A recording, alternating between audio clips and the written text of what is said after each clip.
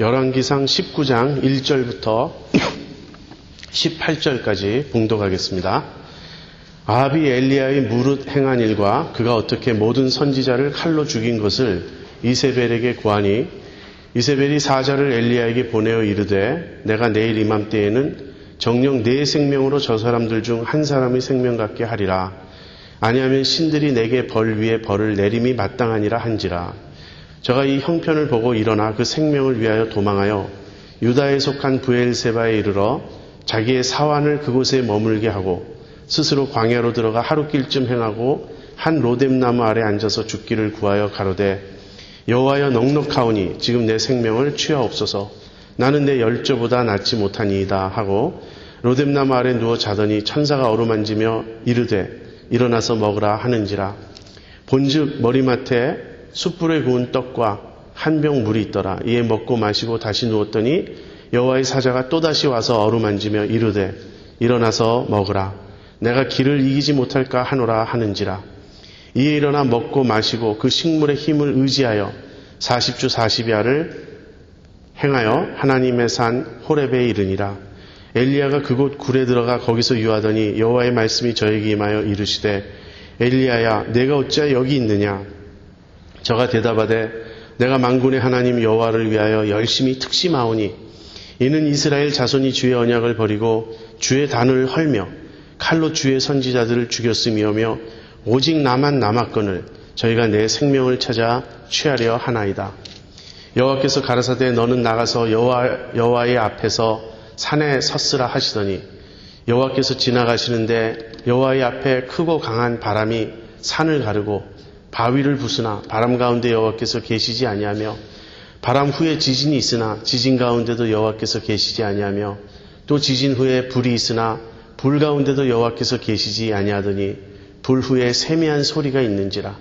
엘리야가 듣고 겉옷으로 얼굴을 가리우고 나가 굴 어귀의 섬에 소리가 있어 저에게 임하여 가라사대 엘리야야 내가 어찌하여 여기 있느냐. 저가 대답하되 내가 만군의 하나님 여호와를 위하여 열심히 특심하오니 이는 이스라엘 자손이 주의 언약을 버리고 주의 단을 헐며 칼로 주의 선지자들을 죽였음이오며 오직 나만 남았거늘 저희가 내 생명을 찾아 취하려 하나이다.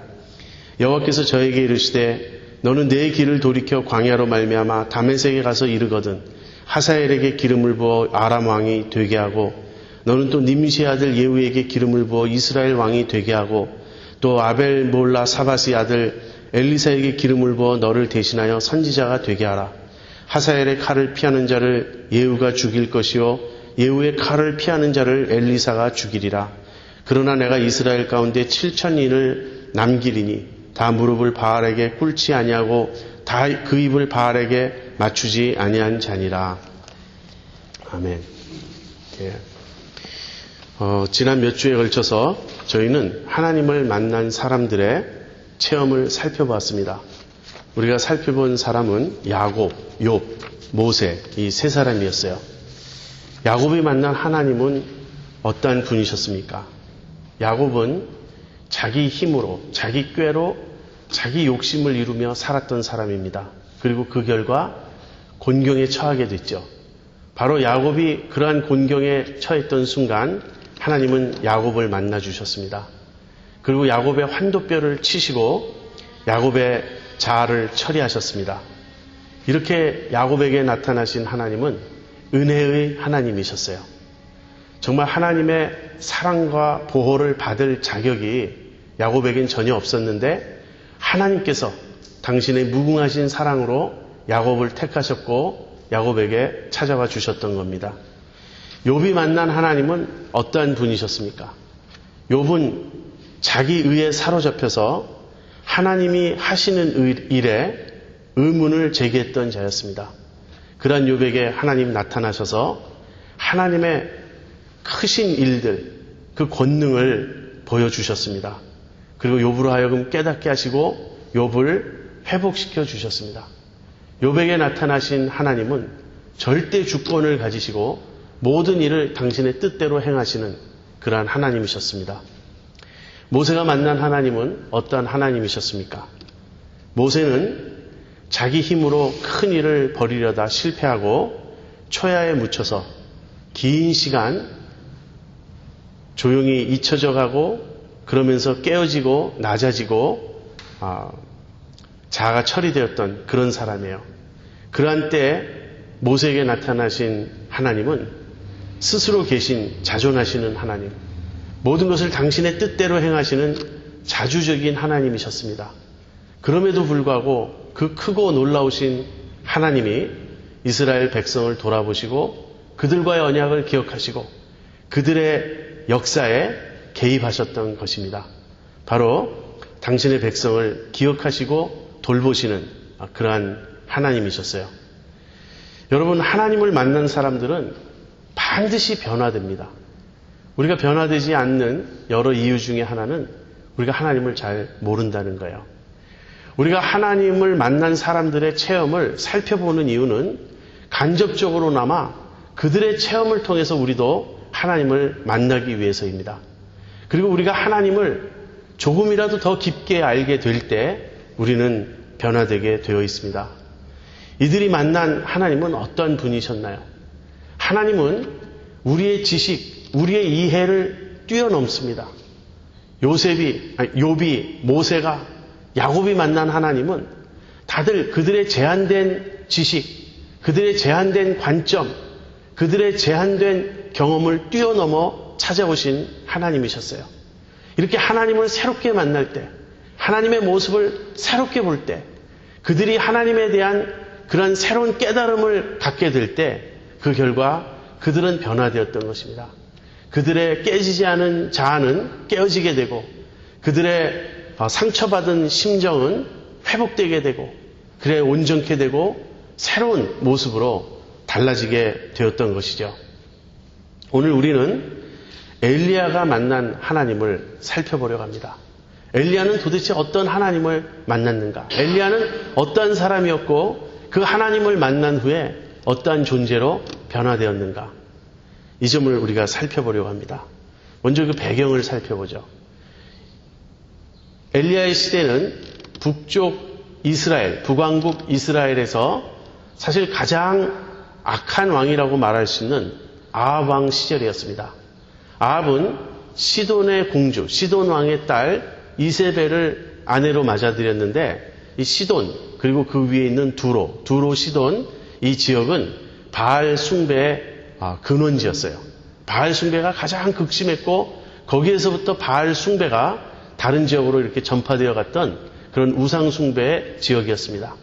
이세벨은 이스라엘의 왕비로 시집을 오면서 자기가 섬기는 그 바알 우상들을 가지고 왔어요. 그래서 바알 선지자 450명, 그 다음에 아세라 선지자 400명을 궁중에서 녹을 주워가며 마치 이렇게 왕궁에서 서포트하는 그런 종교 체제로 키워갔던 것입니다. 여호와만을 섬기는 이스라엘이 그냥 이스라엘 민족 중에 그냥 일부 사람이 바알을 섬기는 정도가 아니라 이스라엘의 그 왕궁의 로열 패밀리 안에 그 임금과 왕비와 그 궁전 안에서 바로 이 바알 숭배가 체계화되고 본격적으로 시행되었던 거예요. 그러므로 영적인 관점에서 볼 때 이보다 더 암흑기는 없습니다. 이렇게 아주 영적으로 타락하고 우상숭배에 빠져있던 이런 시기였습니다. 그때 엘리야라는 선지자가 있었어요. 이 엘리야가 하나님께 기도한 즉 3년 6개월 동안 하늘이 닫히고 비가 내리지 않았습니다. 이것은 하나님의 심판입니다. 깨닫고 돌아오라고 이스라엘을 촉구하는 그런 하나님의 심판이었어요. 그러한 때 이스라엘은 얼마나 민심이 흉흉하고 또 아합과 이세벨의 그 탄압은 더욱 극심해지고 선지자들은 박해를 받아 거의 대부분 사라지고 아무튼 이런 상황이었어요. 그때 엘리야가 아합에게 고하여 이러한 제안을 합니다. 갈멜산 위에서 만나자. 그리고 어느 쪽이 참신인지 참으로 가리자. 여러분이 잘 아는 그 유명한 갈멜산의 영적 대결의 사건이 있었던 것입니다.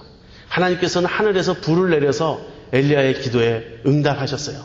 엘리야는 바알 선지자, 아세라 선지자들을 모두 잡아 죽이고 그 다음에 엘리야가 무릎 꿇어 기도하니까 3년 6개월 동안이나 비가 오지 않던 그 지역에 비가 내리기 시작했습니다. 억수 같은 장대 같은 비가 쏟아졌어요. 이런 엄청난 사건이 있었던 직후입니다. 아합이 이제 왕궁으로 돌아가서 자기 왕비 이세벨에게 일어난 일들을 고합니다. 근데 여기 참 이상한 장면이 있어요. 저는 이해가 잘 되지 않습니다.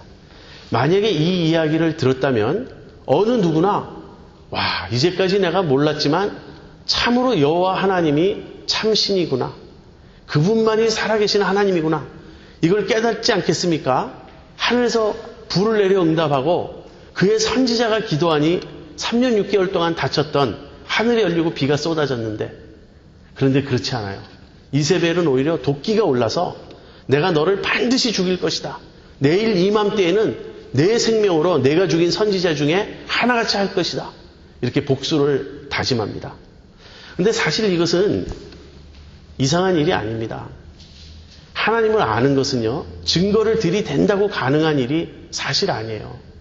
하나님을 아는 이 믿음, 이 지식은 사실은 지적이고 객관적인 어떤 그런 것이 아니고요, 영적인 것입니다. 사람들이 마음이 악해서 하나님을 향하여 자기의 마음을 닫으면 아무리 증거를 보여주어도 믿지 않는 것이에요. 이세벨은 바로 그러한 여자였습니다. 자, 아무튼 여호와 신앙의 궁극적 승리를 기대했던 엘리야에게 이 소식은 청천벽력이었습니다. 이세벨이 얼마나 독한 여자인지 아십니까? 얼마나 무서운 여자인지 아십니까? 엘리야는 그걸 잘 알았어요. 이 소식을 전해 듣자 그토록 강인하고 여호와 신앙으로 불붙던 엘리야가 사시나무 떨듯 떨기 시작하는 거예요. 겁에 질렸습니다. 그리고 도망갑니다. 어디까지 도망가는지 아십니까? 브엘세바에까지 도망가요. 북이스라엘은 남쪽 유다보다도 북쪽에 있죠. 그래서 이스라엘의 북쪽에서 활약하던 그 엘리야가 북이스라엘을 떠난 정도가 아니에요. 이스라엘을 떠나서 좀 남쪽으로 내려온 정도가 아니라 가장 최남단, 유다 지역에서도, 유다 왕국에서도 제일 밑에 끝인 브엘세바까지 도망오는 거예요. 무엇을 보여줍니까? 너무나 다급했던 거죠. 너무나 두려웠던 거죠. 내가 여기 있다가는 이세벨의 손에 살아남지 못할 것이다. 그래서 도망을 가는데 그냥 조금 도망가고 조금 피하는 것이 아니라 아예 멀리 달아나려고 브엘세바에까지 온 것이었습니다. 그때 브엘세바에 와서 로뎀나무 아래 앉아가지고 엘리야가 탄식합니다. 하나님, 이제 충분합니다. 나 죽고 싶습니다. 나 더 이상 하나님의 일 할 수도 없고 더 이상 살고 싶지도 않습니다. 이제 조카오니 내 생명을 취하옵소서. 나는 내 열조보다 낫지 못하니이다. 엘리야가 그렇게 말하죠. 하나님께서 엘리야를 어루만지십니다. 이런 모습 속에서 우리가 하나님의 모습을 보게 되는데요. 제가 이 본문을 쭉 읽으면서 제 마음에 1차적으로 와서 닿았던 하나님의 모습은 자상하신 모습이었어요. 자상하신 하나님. 하나님은 크고 위대하시고 강하시고 두려우신 분입니다. 그렇지만 동시에 하나님은 그렇게 강하시고 크신 하나님이 우리들의 작은 필요까지, 우리들의 마음의 상처까지 헤아리시고 돌보시고 어루만지시는 정말 자상하신 아버지세요. 여러분, 그런 하나님 체험해 보셨습니까? 우리가 방금 조금 전에 부른 그 찬양 속에 나의 작은 신음에도 응답하시는 하나님. 여러분, 어떨 땐 우리가 기도할 힘조차 없습니다. 기도란 내 입을 열어서 말을 해야 되는 것이라고 우리는 생각합니다. 그런데 어떨 땐 입을 열 힘도 없어요. 말을 지어낼 그런 기력조차 없습니다. 그래서 마음속으로 그냥 탄식하고 울 뿐이에요. 그런데 하나님은 그러한 신음, 그러한 탄식도 들으십니다. 여러분, 엘리야가 이렇게 기가 팍 꺾여서 이러고 있을 때 하나님 나타나셔서 어떻게 하십니까? 저 같으면 엘리야를 좀 야단칠지도 모르겠어요. 너 혼자 기고만장하더니 마치 네가 모든 일을 혼자 다 하는 것처럼 그러더니 이제 풀이 죽었구나. 이 일은 원래 네 일이 아니야. 내 일이야. 넌 내가 하라는 대로 시키는 대로 하기만 하면 돼. 그런데 내가 잘난 줄 알고 내 힘으로 하는 줄 알고 나서서 잘난 척하더니 이제 이렇게 실망하고 상심하고 여기 엎드려졌구나. 이 엘리야가 나는 내 열조보다 낫지 못하니이다. 이 고백을 할 때 여러분 뭘 느끼십니까? 지금까지는 자기가 열조보다 낫다고 생각했던 거예요. 엘리야가 경험한 하나님의 능력이 너무 컸기 때문에 엘리야는 자기가 이스라엘 역사 중에 가장 뛰어난 하나님의 종이 아니냐 스스로 이렇게 생각했던 것 같습니다. 여기서 열조라고 엘리야가 말할 때 그 열조들은 누구일까요? 어쩌면 모세도 들어갈지 모르겠어요. 모세가 경험한 하나님도 위대했지만 내가 경험한 하나님 얼마나 위대하신가, 또는 하나님이 나에게 주신 능력이 얼마나 큰가, 엘리야는 그렇게 생각했을지도 모르겠습니다. 여호수아, 또 사무엘, 다윗, 위대한 하나님의 사람들, 자신의 열조들을 생각해 보면서 어쩌면 자신이 그 열조들보다 조금도 못하지 않다고, 어쩌면 더 나을지도 모른다고 마음속 깊이 생각했던 것 같습니다. 그런데 이제 실망하고 나니 나는 내 열조보다 낫지 못하니이다. 이렇게 풀이 죽었어요. 근데 하나님은 사실 책망하지 않습니다. 하나님은 우선 무슨 일부터 하시냐면 엘리야를 먹이시고 재우세요. 엘리야에게 방금 구워낸 따끈따끈한 떡과 물을 날라다 줍니다. 천사가 그것을 갖다 줘요. 먹고 자라고. 그럼 엘리야는 그 떡을 먹고 그 물을 마시고 잠이 듭니다. 그러면 천사가 와서 또 깨워요. 그리고 또 떡을 주고 또 물을 주고 또 먹고 마시라 그래요. 그러면 먹고 마시고 또 잠이 듭니다. 계속 이렇게 합니다. 하나님께서 엘리야의 원기를 회복시켜 주고자 하신 거예요. 여러분, 지금 엘리야는 어떤 의미에서 탈진 상태에 있습니다. 영적인 침체 가운데 있습니다. 저는 엘리야의 이런 모습을 어렴풋이나마 조금 이해할 수 있습니다. 여러분, 우리 인간은 굉장히 연약한 질그릇들이에요. 우린 그렇게 크고 위대한 일을 감당해낼 만한 존재들이 되지 못합니다. 엘리야가 지금 경험한 이 놀라운 일은 사실 엘리야의 어떤 그 지적 이해, 그 다음에 그의 어떤 감정적인 포용성, 이런 걸 훨씬 뛰어넘는 엄청난 일이었어요. 엘리야 자신도 다 이해할 수 없고 그 충격에서 쉽게 헤어나올 수 없는 엄청난 일을 엘리야는 경험한 것입니다. 하늘에서 불이 떨어지게 하는 일이 역사 속에 있었나요?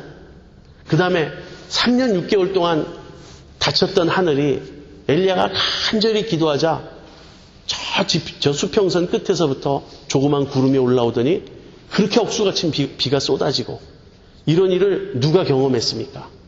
이렇게 영적으로 최정상을 달리는 경험을 했던, 아주 이 최상의 경험을 했던 그 직후에 엘리야는 제정신으로 돌아온 겁니다. 자기가 경험했던 그 경험이 엘리야의 실상이 아닌 거예요. 그건 하나님의 특별한 은혜로 엘리야에게 하나님께서 경험하도록 허락하신 은혜였지, 그것이 엘리야가 감당할 만한 그런 일이 아니었습니다. 그래서 그런 엄청난 일을 경험하고 난 직후에 사실 사람은 탈진할 수밖에 없어요. 그 기진맥진할 수밖에 없고, 그 다음에 영적 침체가 따라올 수밖에 없습니다. 제가 아까 엘리야의 경험을 어렴풋이 제가 이해할 수 있다고 말씀드린 것은 제 경험에 의해서입니다. 저도 이번에 수련회를 다녀왔는데요. 수련회를 인도하는 동안에는 사실 굉장히 긴장하게 됩니다. 내가 말씀을 전해서 이 말씀을 듣는 교우들에게 진정한 유익을 끼칠 수 있을까? 이들의 마음에 감화를 줄 수 있을까? 이들의 마음에 하나님의 은혜를 전달할 수 있을까? 그것은 내가 할 수 없는 일이라는 것을 저는 잘 알고 있습니다. 말씀을 설명하고 전하고 외친다고 자동적으로 그런 일이 일어나는 것은 아니에요. 그러므로 영적으로 긴장하게 됩니다. 마음이 가난해집니다. 그리고 하나님께 간절히 기도하게 됩니다. 그런데 하나님께서 참 큰 은혜를 베풀어 주세요. 그럼 그걸 경험합니다. 그리고 수양회에서 돌아와서 일상생활로 돌아옵니다. 그러면 흥분과 감동의 물결이 이제 지나가고 조금씩 제정신으로 돌아와요. 그럴 때 영적으로 정말 탈진되는 듯한 그런 느낌을 받게 됩니다. 또 하나는 그런 큰 영적 경험 뒤에 우리 인간이 연약한 그릇이므로 그런 경험을 미처 다 소화하지 못해서 이렇게 느끼는 어떤 압박감뿐 아니라 또 다른 사이드는 지금 엘리야는 너무 지쳐 있어요. 인간은 이 몸과 영혼과 정신, 감정이 함께 움직이는 그런 존재예요. 그래서 지금 엘리야가 그동안 저 북쪽에서부터 이 최남단 부엘세바에까지 내려오는 동안 얼마나 지치고 피곤했겠습니까? 그래서 신체적인 연약함이 영적 침체의 한 이유도 되는 거예요. 그래서 하나님이 엘리야에게 제일 먼저 행하시는 일은 일단 원기를 회복시키시는 겁니다. 재우시는 거예요. 좀 자라고, 좀 먹으라고. 먹고 마시고 자고, 먹고 마시고 자고. 우리 하나님은 우리가 먹는 일에 관심을 갖고 계세요. 우리 하나님은 우리가 쉬는 일에 관심을 갖고 계세요. 얼마나 자상하신 하나님이십니까? 그 하나님의 손길 아래 엘리야는 원기를 회복합니다. 여러분, 바울이 이제 디모데 후서에 보면 로마 감옥에 두 번째 갇혔을 때입니다. 바울은 디모데에게 편지를 쓰면서 겨울이 되기 전에 속히 오라고, 그러면서 내가 올 때 내 그 겉옷, 외투도 가져오고 내가 즐겨보던 책들도 가져오고 내 물건을 가지고 좀 속히 나에게로 오라고 바울이 그렇게 디모데에게 편지를 씁니다. 무슨 이야기인지 아십니까? 겨울이 되면 얼마나 추울까요? 로마 감옥의 그 지하에 그 돌로 된 그 감옥에 그 한기가 얼마나 뼛속까지 깊이 스며들겠어요. 그러니까 바울은 빨리 내 외투 좀 갖다 다오. 무슨 그 감옥에서 어떤 프로비전이 있는 게 아닙니다. 뭘 공급해주고 그런 게 아니에요. 자기가 다 알아서 해야 되는 겁니다. 그러니 외투도 갖다 주고 내가 즐겨보던 책, 아마 성경책과 그런 것들이겠죠. 그런 걸 가져다 달라고. 그리고 내 얼굴이 보고 싶다. 디모데야, 다들 나를 버리고 떠났다. 그러니 내가 좀 빨리 오라. 바울도 인간이었던 것입니다. 바울도 자기 옷이 그립고 자기 책이 그립고 무엇보다도 따뜻한 인간의 그 친분, 교류가 그리웠던 거예요. 디모데, 네가 와서 나를 좀 위로해다오. 우리 이것이 인간의 모습입니다. 이런 게 우리에게 필요해요. 하나님은 이 필요를 채워주셨습니다. 또 하나는요, 엘리야를 호렙산으로 인도하기 위한 것이었습니다. 호렙산을 거기서부터 이 로뎀나무에서부터 가려고 할 때 40주 40야를 가야 했어요. 그러므로 내가 먹고 원기를 회복하지 않으면 호렙산까지 내가 갈 수가 없다. 가다가 너가 길에서 쓰러질 테니 먹고 힘을 내라 하는 것이었습니다. 우리 하나님 자상하신 하나님이십니다. 우리의 배고픔도 아시고 우리의 육체적인 힘들고 피곤함도 아시고 우리의 마음의 상처도 다 아십니다. 그렇게 어루만지셨어요. 그리고는 호렙산으로 인도하십니다. 왜 하나님이 엘리야를 호렙산으로 인도하셨는지 아시겠습니까? 호렙산은요, 하나님께서 모세를 만나 모세를 통하여 이스라엘 백성과 언약을 체결한 장소예요. 하나님은 마치 모세의 경험을 엘리야에게 다시 한번 반복시켜 주시고 싶어서 이렇게 하신 것 같습니다. 그래서 엘리야가 호렙산에 도착해서 동굴에 서서 하나님을 만나죠. 근데 하나님이 어떻게 나타나시나요? 처음에는 바람이 지나가죠. 근데 그 속에 계시지 않았습니다. 그 다음에 지진이 지나갑니다. 그 속에도 계시지 않았어요. 그 다음엔 불이 지나갑니다. 그 속에도 계시지 않았어요. 이 바람과 지진과 불, 이런 어떤 자연이 막 흔들리는 이런 현상은 하나님께서 이스라엘 백성에게 모세를 통하여 이 시내산에 강림하실 때 나타났던 그런 모습입니다. 그런 권능의 하나님, 그런 두려우신 하나님의 모습으로 하나님께서 모세에게 임하셨는데 이제 엘리야에게 임하실 때는 그런 걸 통해서 말씀하지 않으셨어요. 오히려 그런 모든 것이 다 지나간 후에 아주 세미한 음성 가운데 정말 작은 소리로 엘리야가 귀 기울이지 않으면 들을 수 없는 그런 음성으로 엘리야에게 말씀하셨습니다. 무슨 뜻입니까? 하나님은 갈멜산의 그 엄청난 영적 사건 속에서만 일하시고 나타나시는 분이 아니라는 거예요. 하나님은 오히려 그런 모든 영적 지진과 같은 사건, 불과 같은 사건, 바람과 같은 사건이 다 지나간 후에 우리 눈앞에 아무것도 스펙테큘러한 어떤 그런 초자연적이고 놀라운 광경이 벌어지지 않는다 할지라도 가장 일상적인 평범한 모습 속에서도 사실 거기서 하나님이 일하신다는 것을 엘리야에게 깨닫게 해주시는 거예요. 엘리야, 내가 갈멜산에서 나를 체험했느냐? 그러나 그 모든 것이 지나간 후에 이 일상적인 삶에서도 나는 너와 함께하고 있다. 하나님은 엘리야에게 그렇게 말씀해 주셨습니다. 그리고 엘리야와 대화하죠. 그 다음에는 엘리야에게 사명을 주십니다. 하사셀을 왕으로 세워라. 하사셀은 아람 사람입니다. 이스라엘 북쪽에 있는 아람이라는 나라인데 그 아람의 베나닷이 하나님 보시기에 지극히 악한 왕이었어요. 그래서 베나닷을 제거하고 하사엘을 왕으로 세우라. 그 다음에는 이스라엘에는 아합 집안이 끝나면 예후를 왕으로 세우라. 그리고 엘리야 너의 뒤를 이을 엘리사에게 기름을 부어라. 새로운 사명을 주십니다. 이제 엘리야에게 하나님이 하시는 말씀은 내가 하는 크고 광대한 일 중에 내가 맡은 역할은 거기까지다. 이제 이 일은 후대 사람들이 이어가야 할 것이다. 너는 내가 쓰는 여러 일꾼 중에 한 사람일 뿐이다. 그 여러 고리 중에 한 고리일 뿐이다. 이것을 가르쳐 주시는 거예요.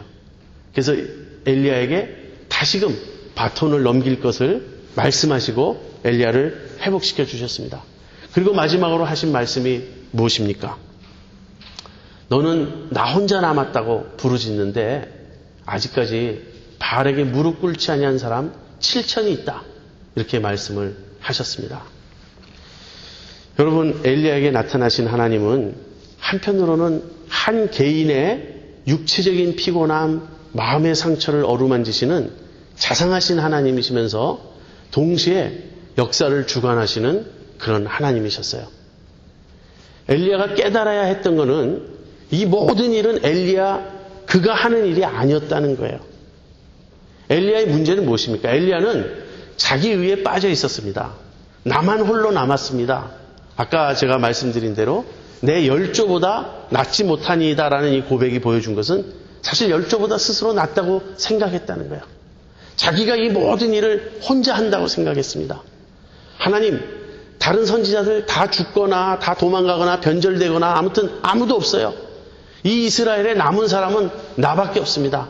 그런데 이제 저들이 나마저 죽이려고 합니다. 얼마나 엘리야가 지금 자기가 모든 일을 하는 양 생각하고 있고 자기 의에 빠져 있습니까? 이런 사고방식에 사로잡히면 지치지 않을 수 없습니다. 그렇지 않습니까? 어느 누가 엘리야적인 사고방식을 갖고 있으면서 그 짐에 짓눌리지 않을 수 있겠습니까? 그래서 엘리야는 자기 의에 빠져 있었던 사람이에요. 여러분, 자기 의에 빠진 사람이 한편으로 교만하지만 다른 한편으로는요, 쉽게 자기 연민으로 빠지게 됩니다. 엘리야를 볼 때 우리는 두 가지를 보는 거예요. 하나는 자기 의, 그리고 다른 한편으로는 자기 연민. 자기 의란 자기 힘으로 자기가 무엇을 한다는 의식이에요. 근데 그 의식을 가진 사람들의 특징은 무엇이냐면 그것이 잘 될 때는 한없이 교만해졌다가 그것이 안 될 때는 자기 연민에 빠지는 거예요. 스스로 생각할 때 처량하고 불쌍한 겁니다. 누가 그렇게 하라 그랬나요? 엘리야가 몰랐던 것이죠. 근데 엘리야는 하나님을 만나고 나서 이제 알게 됩니다. 무엇을 알게 되는가? 이 모든 일은 하나님이 하신다는 거예요. 하나님께서 이 모든 일을 이끌어 나가고 계시고 그 중에 엘리야는 하나님이 쓰신 하나의 도구일 뿐이라는 것입니다. 엘리야, 너가 지나가면 이후에 내가 하사엘을, 예후를, 엘리사를 통해서 내가 또 이 일을 계속 진행할 것이다. 우리는 어떤 하나님을 알고 있습니까? 혹시 우리 중에 하나님 열심히 믿고자 하다가 실망하시고 낙심하신 적 있으십니까? 우리는 충분히 그럴 수 있습니다. 그럴 때 우리 자신을 한번 되돌아봐야 됩니다. 내가 혹시 자기 의에 빠져 있는 것은 아닌지. 먼저 하나님의 크신 긍휼과 은혜를 체험하고 모든 일을 하나님이 하신다는 걸 우리는 알아야 됩니다. 내가 안 한다고 하나님의 일이 망쳐지는 법 없어요. 내가 그만둔다고 하나님의 일이 중단되는 법 없습니다. 하나님은 일꾼이 부족해서 나를 쓰시는 것이 아니에요. 하나님은 우리에게 은혜로 우리에게 사명을 주시는 겁니다. 하나님이 나를 쓰신다는 그것이 영광이지 내가 하나님께 무엇을 해드리는 것이 결코 아니라는 거예요. 그래서 엘리야는 하나님을 만날 때 그것을 새롭게 깨달아야 했습니다. 엘리야 자신이 하나님의 손에 들린 막대기에 지나지 않는 것입니다. 우리가 이 점을 보게 되면 하나님의 일을 할 때 지치거나 또는 교만에 빠지지 않을 수 있습니다. 하나님이 모든 일을 하시는구나. 그리고 하나님이 하시는 그 일 중에 내가 속해 있구나.